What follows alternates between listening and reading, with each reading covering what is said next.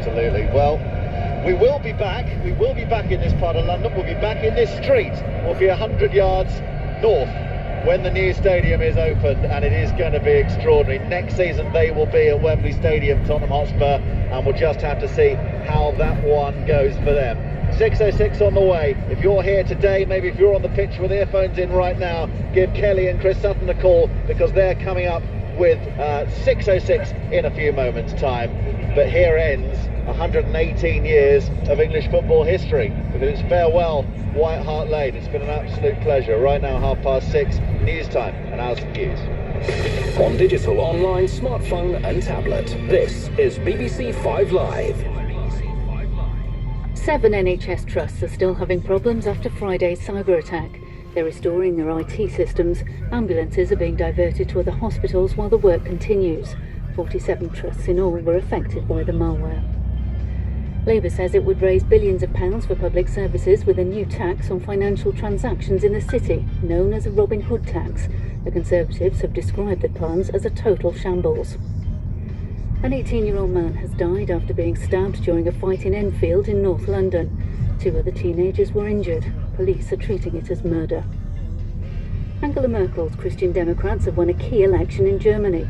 Voters were choosing candidates for the legislature in North Rhine-Westphalia, and the country's most populous state. The poll was seen as a key test for the German Chancellor, who faces a general election in September.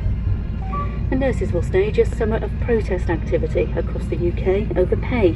The Royal College of Nursing says members may also be balloted on industrial action unless the next government scraps a 1% cap on pay rises.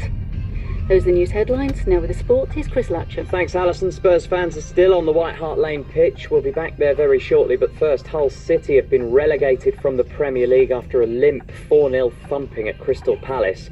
The victory ensures Palace will spend another season in the top division, while Hull will join Sunderland and Middlesbrough in the Championship.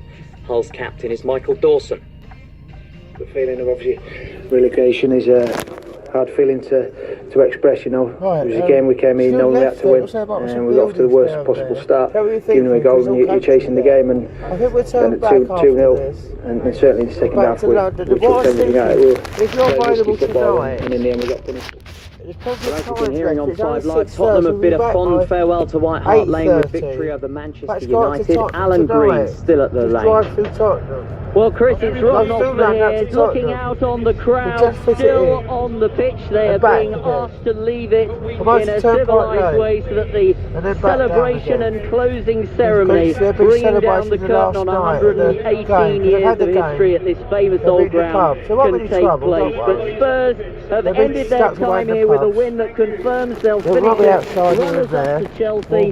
There are still, as I say, thousands of fans on the pitch, gradually making their way back to their seats, waving their navy blue and white flag. Spurs in front in the game early on through Wanyama's header. Harry Kane scored a clever second just after the break.